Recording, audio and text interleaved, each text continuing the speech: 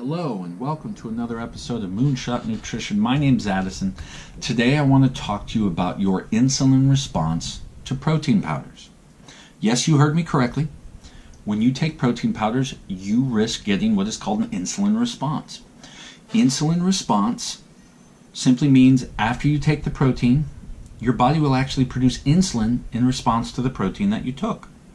Now, many of you are thinking, wait a minute, that only happens to carbohydrates. And actually, that's incorrect. There are very few sources of protein that cause this to happen. The only natural source of protein that actually will do this without the use of any carbohydrate at all is eggs, interestingly enough. After about 4 eggs, you'll actually start to get a mild insulin response. But generally speaking, protein sources that are in their natural form, a piece of steak as an example, won't do this. By the way, milk is the other thing that will cause an insulin response. Even whole milk will cause an insulin response, but also the lactose in that milk is helping to augment it a bit. But it's also the protein that absorbs really quickly in the milk. It's the combination of the two that gives you an insulin spike. Also remember that milk is designed to make mammals grow, so don't be surprised that milk elicits the response of the hormone that causes your body to grow in all ways. That's what milk's designed for. So if this is striking you as really weird, just stop and think for a moment. Yes, that is exactly what nature designed it to do. But let's move on to the meat of what we're talking about today, which is how to choose your protein powder with respect to your insulin response. Here's what you need to know. I've already discussed protein quality in other videos. So today I want you to focus on the type of protein powder you're getting. Number one, is it from isolate, concentrate, or hydrolyzed? Hydrolyzed, or let's start with concentrate. Concentrate is 50 to 89% protein and is going to be the slower absorbing of the three. And it's slower absorbing because it's simply not as concentrated. Okay? Isolate is going to be between 90 and 95% protein. That is more concentrated and will give you a larger insulin spike due to the fact that there's more protein from a concentration point hitting your body at once. And again, it's about speed of absorption, by the way. The insulin response you get comes from how quickly your body absorbs the protein. The faster it absorbs, the larger the spike. When it absorbs very slowly, like a steak as an example, this is why you never get insulin spikes from steaks. Okay, you can technically get insulin if you take too much protein because your body will turn it back into sugar through gluconeogenesis in the liver, but that really only comes when you're way overdoing it on the protein. And that's a different discussion. So for the most part, again, protein powder. The faster it absorbs, the larger your insulin spike will be. Concentrate's the lowest, then isolate. That's, I would say, a moderate protein insulin spike from isolate proteins, particularly whey isolate.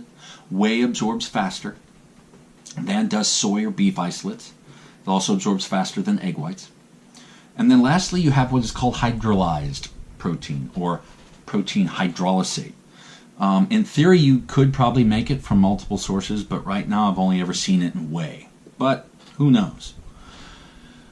Hydrolyzed whey protein is when they take the whey protein and they chop it up into little bits. Right? Protein is a much larger structure made of a bunch of amino acids. They took that larger structure and they chopped it into little, what are called di and tripeptides. That's 2 and 3 amino acid long snippets from the protein. Okay, it's in effect pre-digesting the protein, so that when you take this type of protein, it absorbs almost immediately. The advantage and disadvantage of this protein is that it raises insulin. For some people, this is good. If you're trying to put on mass, or you just did a really intense strength workout, or you're actually doing a diet that is designed to have controlled and specific insulin spikes. One of those three paradigms, and you're doing an insulin spike's what you want. If you're looking to do, for instance, protein shakes that as a meal replacement. If you're looking to lose weight, now you're going to have to be more careful about insulin spikes, and you're going to want to usually avoid them. Again, if your weight loss protocol actually does build them in correctly, then you can do them. But generally speaking, it hurts weight loss. And also realize that if your goal is to try to stave off hunger, the higher the insulin spike, the sooner you will be hungry after you take it.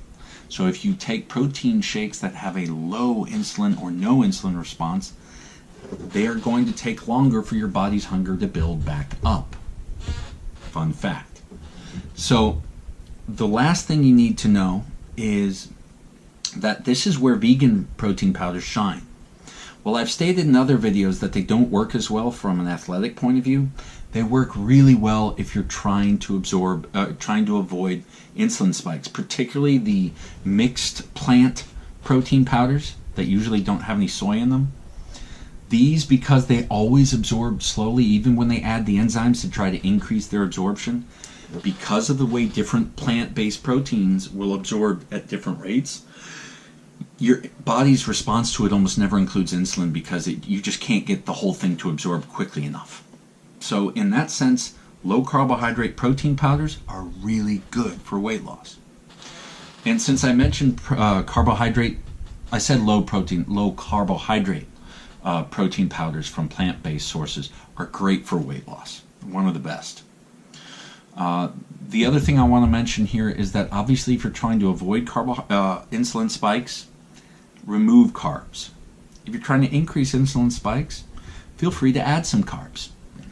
And you can also increase insulin spikes through other means other than just straight carb usage, but it's hard and you got to do some research or buy some expensive products. But in general, if you're trying to increase insulin spikes, hydrolyzed whey protein and more carbohydrate. If you're trying to decrease insulin spikes, you're going to want to go with concentrate proteins with low carbohydrate or plant-based proteins with low carbohydrate. Well, I hope this helped, and I hope this kind of gave you a sense for what types of protein powders you need to be looking for. In the next video I make about protein powders, I'm going to talk about the different sources and how that affects your protein powder. So as always, this is Moonshot Nutrition. My name's Addison. Thank you so much for watching. Use what you learned here today, improve your lives, and make the world a better place. Thank you so much. Bye-bye.